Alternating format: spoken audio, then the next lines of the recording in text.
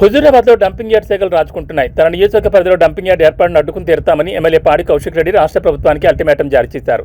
ప్రజల ఆరోగ్యాన్ని పణంగా పెట్టి డంపింగ్ యార్డ్ ఏర్పాటు చేయడం సరికాదని ఆయన మండిపడ్డారు. కరీంనగర్ జిల్లా సిరసపల్లి గ్రామ శివార్లో మల్లన్న దేవాలయాన్ని సందర్శించిన ఎమ్మెల్యే పాడి కౌశిక్ రెడ్డి స్వామివారికి ప్రత్యేక పూజలు నిర్వహించి మొక్కులు చెల్లించుకున్నారు. అనంతరం అక్కడ ఏర్పాటు చేసిన ప్రెస్ మీట్లో డంపింగ్ యార్డ్ వ్యవహారంపై ఘాటుగా స్పందించారు. హుజూరాబాద్ పరిధిలో డంపింగ్ యార్డ్ ఏర్పాటును ఎట్టి పరిస్థితుల్లోనూ అంగీకరించబోమని, ఇక్కడ చెత్తను పోస్తే సహించేది లేదని స్పష్టం చేశారు.